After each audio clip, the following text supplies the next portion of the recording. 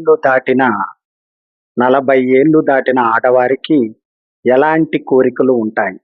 ఈ విషయం గురించి చాలామంది తప్పుగా అర్థం చేసుకుంటారు. వాళ్ళ కోరికలు కేవలం డబ్బు, సౌకర్యాలు లేదా బయటకు కనిపించే ప్రేమ మాత్రమే అనుకుంటారు. కానీ నిజానికి 40 ఏళ్ళు తర్వాత ఒక మహిళ మనస్సు పూర్తిగా మారిపోతుంది. ఆమెకు కావలసింది ఆకర్షణ కాదు, అర్థం చేసుకునే మనస్సు. ఆమె కోరుకునేది మాటలు కాదు, వీళ్ళు వా. ఆమె వెతుక్కునేది కేవలం తోడు కాదు, ప్రశాంతత. ఈ వీడియోలో 40 ఏళ్లు దాటిన మహిళల మనస్సులో ఉండే నిజమైన కోరికలు ఏమిటో తెలుసుకున్నాం. మొదటిది గౌరవం. ఈ వయసుకు వచ్చేసరికి ఒక మహిళ జీవితంలో చాలా పాత్రలు పోషించి ఉంటుంది. కూతురిగా, భార్యగా, తల్లిగా, కోడలిగా ప్రతి ఒక్కరి కోసం తనని తాను మార్చుకుని ఉంటుంది. కానీ చివరికి ఆమె కోరుకునేది ఒక్కటే, నన్ను మనిషిగా గౌరవించాలి అని. ఆమె మాటను వినాలి, ఆమె భావాలను చిన్న చూపు చూడకూడదు. ఎందుకంటే ఈ వయస్సులో ఆమెకు ప్రేమ కంటే గౌరవమే ఎక్కువ విలువైనది. ఇక రెండవది, మనస్సును అర్థం చేసుకునే వ్యక్తి. యవ్వనంలో ఆకర్షణ ముఖ్యమవుతుంది, కానీ 40 తర్వాత ఒక మహిళకు నిజమైన కనెక్షన్ కావాలి. ఆమె నిశ్శబ్దాన్ని కూడా అర్థం చేసుకునే వ్యక్తి కావాలి. ఆమె బాధ చెప్పకపోయినా గుర్తించే మనస్సు కావాలి.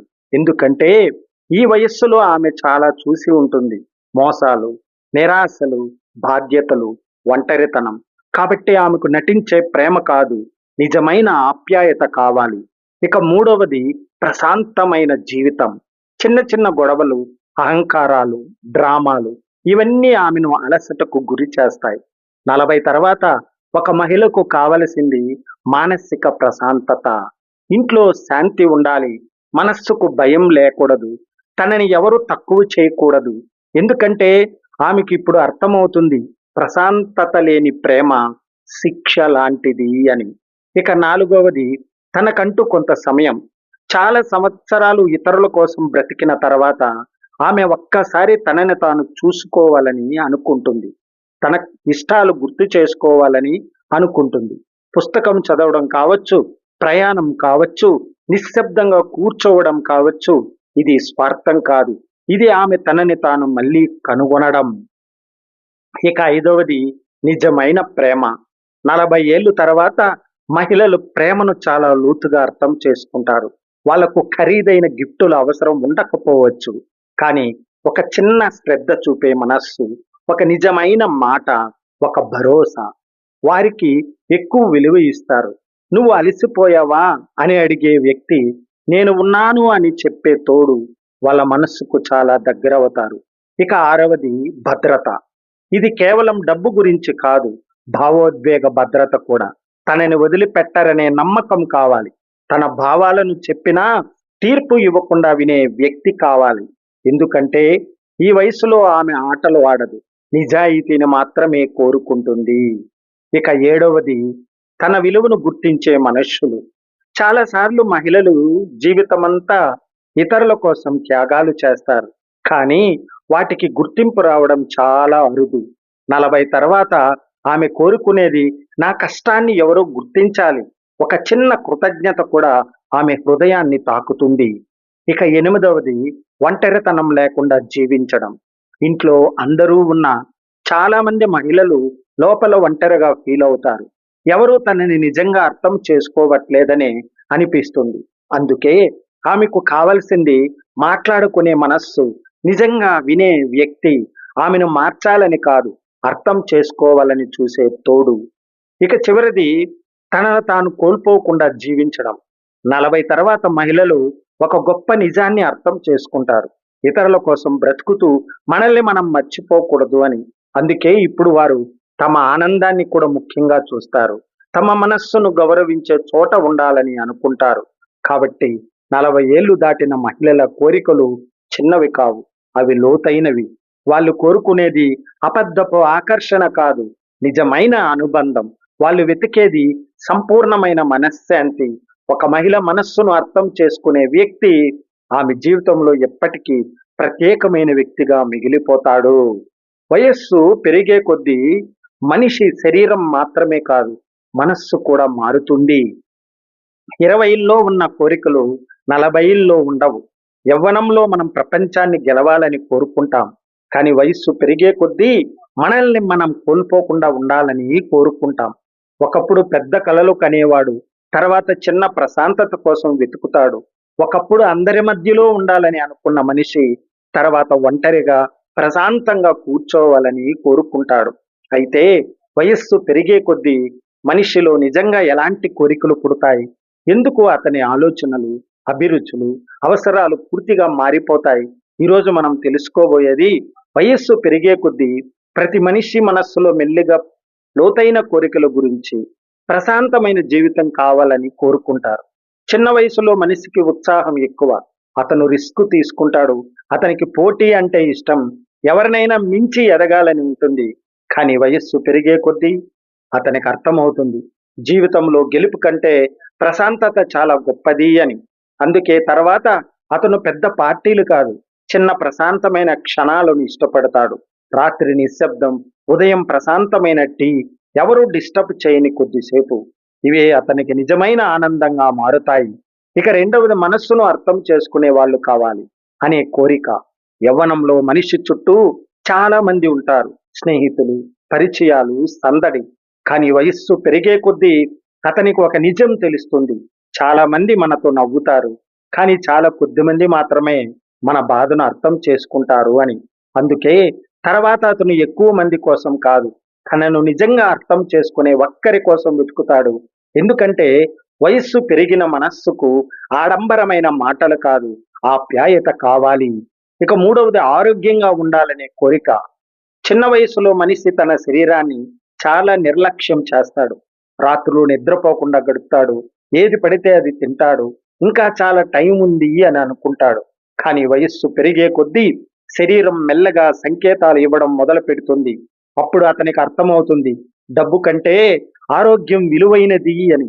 అందుకే తర్వాత అతనికి పెద్ద కోరిక ఏదైనా ఉంటే అది ఆరోగ్యంగా ఉండటమే. ఇక నాలుగవ కోరిక, ఒంటరితనం లేకుండా ఉండాలనే కోరిక. వయస్సు పెరిగే కొద్దీ చాలా మంది జీవితంలో ఒక భయం పెరుగుతుంది. అది మరణ భయం కాదు, ఒంటరిగా మిగిలిపోవడం అనే భయం. ఎందుకంటే కాలం గడిచే కొద్దీ చాలా సంబంధాలు దూరం అవుతాయి. కొంతమంది వదిలి వెళ్తారు, కొంతమంది మారిపోతారు. అప్పుడు మనిషికి అర్థమవుతుంది జీవితంలో నిజమైన సంపద మనుషులే అని. అందుకే అతను కోరుకునేది తన పక్కన నిజంగా ఉండే కొద్ది మందిని మాత్రమే. ఇక ఐదవది, గౌరవం పొందాలనే కోరిక. చిన్న వయసులో మనిషి పేరు కోసం పరిగెడుతాడు, డబ్బు కోసం కష్టపడతాడు, ప్రపంచం తనని గుర్తించాలని కోరుకుంటాడు. కానీ వయసు పెరిగే కొద్దీ అతనికి పేరు కంటే గౌరవం ముఖ్యమవుతుంది. ఎందుకంటే డబ్బు చూసి దగ్గరయ్యే వాళ్ళు చాలా మంది ఉంటారు, కానీ మన వ్యక్తిత్వాన్ని గౌరవించే వాళ్ళు చాలా అరుదుగా ఉంటారు. అందుకే తర్వాత అతనికి కావాల్సింది నిజమైన గౌరవం. ఆరవ కోరిక, గతంలో చేసిన తప్పులను సరిచేసుకోవాలనే కోరిక. వయస్సు పెరిగే కొద్దీ మనిషి ఎక్కువగా ఆలోచించేది గతాన్ని గురించే. తాను కోల్పోయిన వాళ్ళు, తాను బాధ పెట్టిన మనుష్యులు, తాను తీసుకున్న తప్పు నిర్ణయాలు. కొన్నిసార్లు అతను బయటకు నవ్వుతాడు, కానీ లోపల మాత్రం పశ్చాత్తాపంతో బాధపడుతుంటాడు. అందుకే తర్వాత అతనిలో ఒక కోరిక పుడుతుంది, ఇంకా అవకాశం ఉంటే కొన్ని విషయాలు మార్చుకోవాలి అనే కోరిక.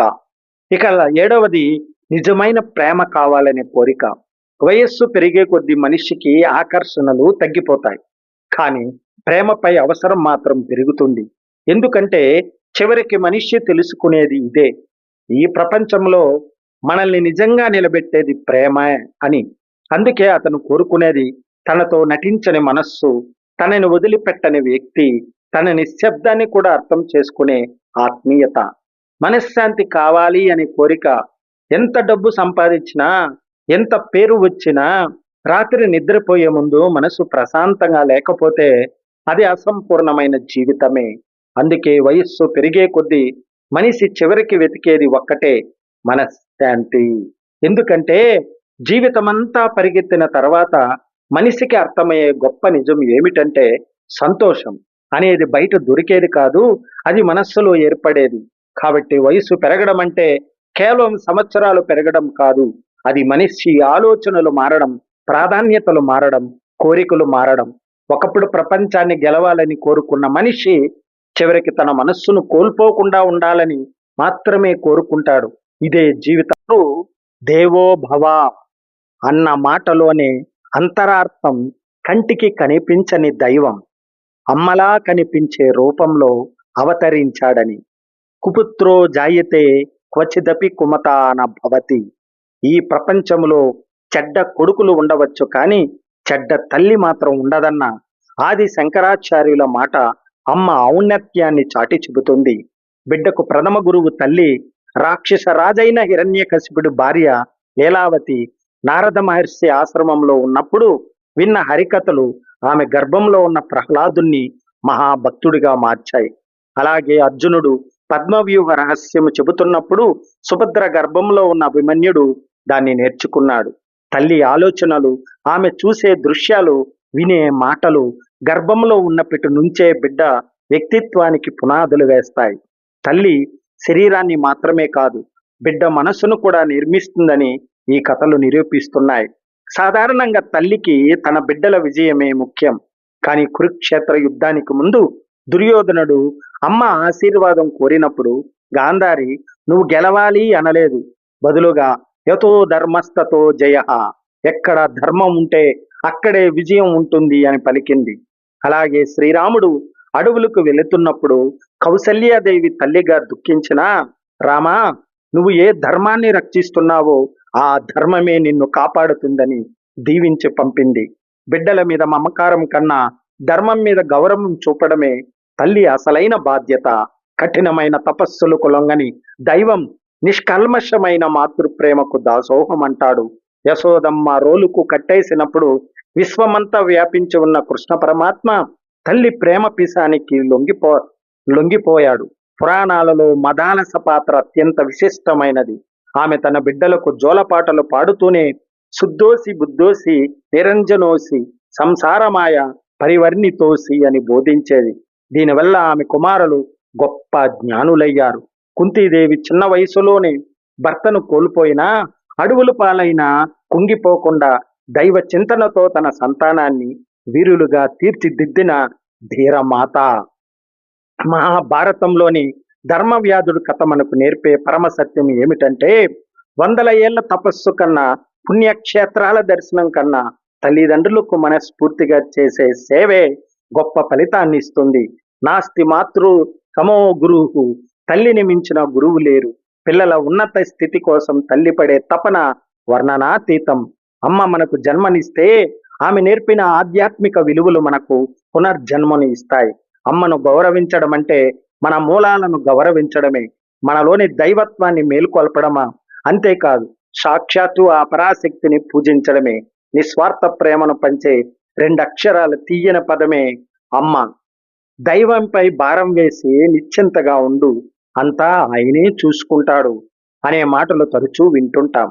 దేవుడిపై భారం వేయి కానీ నీ బాధ్యతను విస్మరించకు అనేది ఆధ్యాత్మికతకు లౌకిక ప్రపంచానికి మధ్య ఉండాల్సిన సమన్వయాన్ని తెలియజేసే అసలు సూత్రం.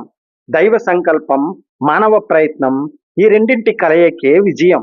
భక్తి అంటే కేవలం చేతులు జోడించి కూర్చోవడం కాదు, మనవంతు కర్తవ్యాన్ని క్రమశిక్షణతో నిర్వహించడం కూడా.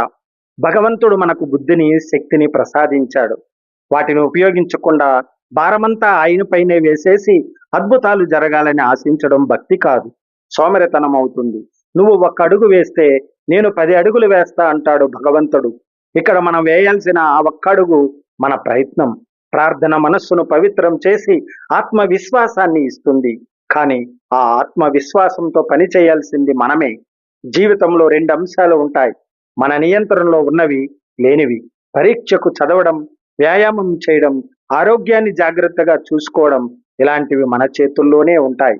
మనం చేయగలిగిన పనులన్నీ చిత్తశుద్ధితో మనమే చేయాలి తప్ప దేవుణ్ణి చేయమని వేడుకోకూడదు.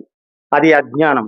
మన నియంత్రణలో లేని అంశాలను మాత్రమే ఆ పరమాత్మకు అప్పగించి ఆశావహ దృక్పథంతో ఉండాలి. కురుక్షేత్ర యుద్ధంలో శ్రీకృష్ణుడు నా మీద విశ్వాసం ఉంచి ధ్యానం చేస్తూ కూర్చో అని చెప్పి అర్జునుడి తరపున తాను యుద్ధం ఉత్త చెయ్యలేదు. గాంధీవాన్ని ఎక్కుపెట్టు, యుద్ధం చెయ్యని కర్తవ్యాన్ని గుర్తు చేశాడు. భగవంతుడి తోడ్పాటు ఉన్న బాణాలు వేయాల్సింది అర్జునుడే. హనుమంతుడు భక్తితో రామనామ స్మరణ చేస్తూ సముద్రాన్ని దాటాడు. రామనామం మారుతికి మానసిక శక్తిని ఇస్తే, తన శారీరక శక్తిని బుద్ధి బలాన్ని ఉపయోగించి సురస సంహిక వంటి రాక్షసులను ఎదుర్కొన్నాడు. కేవలం భక్తితోనో లేదా నామస్మరణ చేస్తూనో కూర్చుంటే సముద్రం దాటలేమని ఆయనకు తెలుసు. రైతు పొలంలో విత్తనాలు వేయకుండా, నీరు పెట్టకుండా, వాన కోసం పూజలు చేస్తే పంట పండదు. సరి అయిన సమయంలో దుక్కి దున్ని విత్తనం నాటిన రైతు ఆపై తన నియంత్రణలో లేని ప్రకృతి సహకారం కోసం ప్రార్థిస్తేనే ఫలితం ఉంటుంది. అలాగే రేయింబవళ్ళు కష్టపడి చదివి పరీక్ష హాల్లో ఏకాగ్రత కోసం దేవుణ్ణి స్మరిస్తూ విజయం దక్కాలని ప్రార్థించి పరీక్ష రాయడం సరి అయినది. దైవ కృప అనే గాలి ఎంత వీచినా మన ప్రయత్నం అనే తెరచాపను సరిగా విప్పకపోతే జీవిత నౌక ముందుకు సాగదు. భక్తి మనలో ఆత్మవిశ్వాసాన్ని నింపే అంతర్గత దిక్సూచి. కృషి మనల్ని ముందుకు తీసుకువెళ్లే వాహనం. ఈ లౌకిక ప్రపంచంలో మన విద్యుత్ ధర్మాన్ని నిర్వర్తిస్తూనే ఆ అలౌకిక శక్తిపై విశ్వాసం ఉంచడమే నిజమైన జీవన వేదం. కార్య సాధకుడికి పట్టుదల ఒక్కటే ఉంటే సరిపోదు. దానికి ఓర్పు, నేర్పు సమపాళ్లలో జత కలవాలి. సహనం ఎంత ముఖ్యమో సమయస్ఫూర్తి కూడా అంతే అవసరం అన్నది గ్రహించాలి. హనుమంతుడిలో ఈ లక్షణాలన్నీ పుష్కలంగా ఉన్నాయి. సీత అన్వేషణకు ముందు రాముడు ఆంజనేయుడిలో గమనించిన విజయం కూడా ఇదే. శాస్త్రరీత్యా హనుమ శబ్దానికి వాక్య కోవిదుడు. జ్ఞాని అనే విశేషార్థాలు ఉన్నాయి. హనుమ ఓ జ్ఞాననిధి. ఆయన వ్యక్తిత్వం సామాన్యమైనది కాదు. వివేకం, ప్రతిభ, సమయస్ఫూర్తి, సంయమనం మొదలైనవి హనుమలో పరిపూర్ణంగా ఉన్నాయి. అయితే జ్ఞానం కలిగి ఉంటే సరిపోదు. దాన్ని తగిన విధంగా సమయానికి వినియోగించడం అన్నది ముఖ్యం.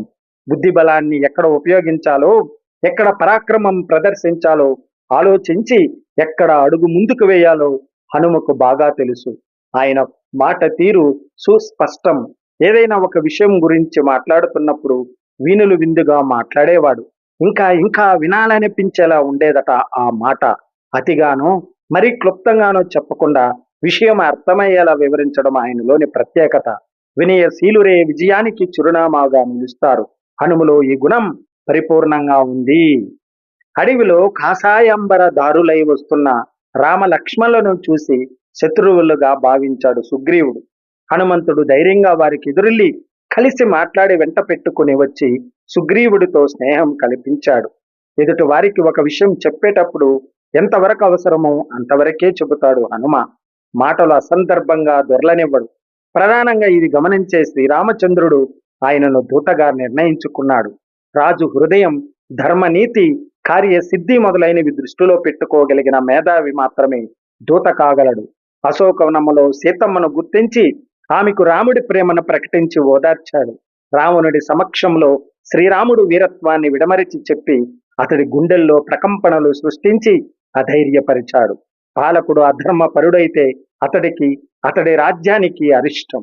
స్త్రీని శోకింపజేస్తే మహాజ్వాలగా లేచి భస్మం చేస్తుంది. పరస్త్రీని చెరపట్టిన వాడు ఎంతటి పరాక్రమవంతుడైనా పతనం తప్పదు.